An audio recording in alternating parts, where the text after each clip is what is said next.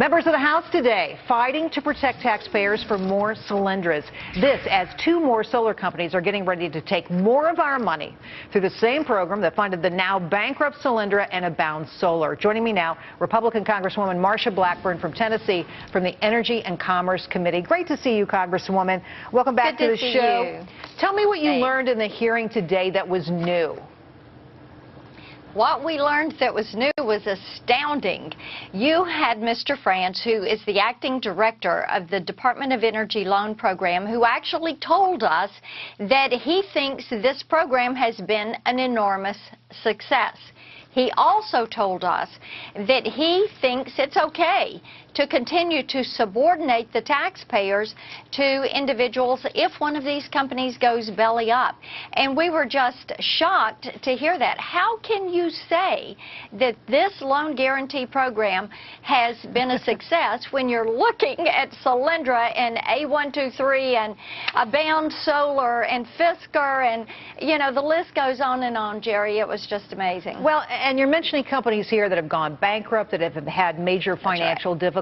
There's a second problem, a 1-2 problem here, crony capitalism, companies that are very close to the president.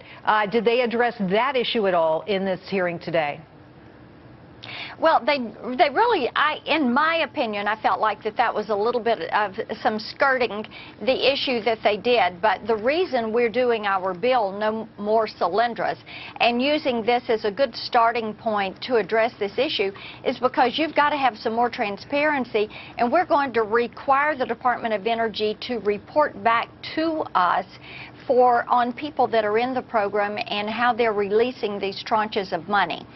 Well, you know, you mentioned that new legislation, and we had Cliff Stearns on last night to talk about it. But, you know, look, Congresswoman, at the end of the day, it may pass the House, but it's going to go nowhere in the Senate. What can you guys do to make sure that our taxpayer dollars aren't wasted? Well, I think that there are several things that we can do, and we've been busy on that through the appropriations process, blocking money from being used by the Department of Energy to continue some of this going forward. We do think it's important to say that any applications that have been made to apply and be a part of this program will not be considered. Only those that were before December 31st of 2011 would even have the option of being considered, and making certain that the Secretary of Treasury and the DOE Secretary have to sign off on this and participate in the vetting process.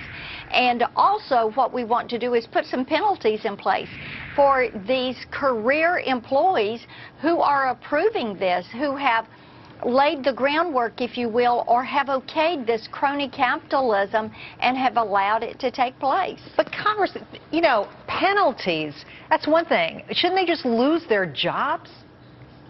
I think losing their job is a good step, but I think in addition to that, there have to be some financial penalties. You know, Jerry, if somebody gets in here and thinks, well, this is a friend of so-and-so, we'll approve this one, but it's really not going to be a good project for us, and they know if they sign off on that, they have to pay a $50,000 penalty, then they're going to think twice or three times, or maybe not take an incorrect action. I think at the end of the day, I think heads should roll on this. Maybe even Stephen Chu, the Energy Secretary. Should Stephen Chu go? Have you called for that? I have said months ago that I felt like Mr. Chu should step aside.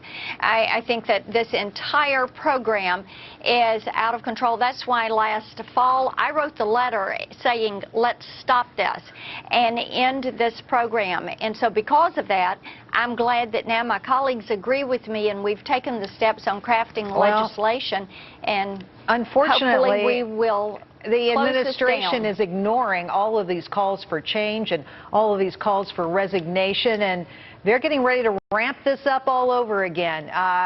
You know, what is the solution here, Congresswoman?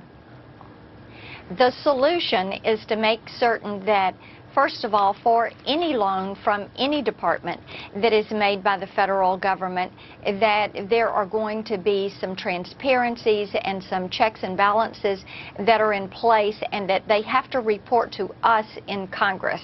And we're going to do that also to require those accountabilities, put penalties in place, and then to actually end, Jerry, some of these programs that are like the Solyndra, the DOE loan program, and not accept any more applications. Just say, no, you can't consider these applications after this given date.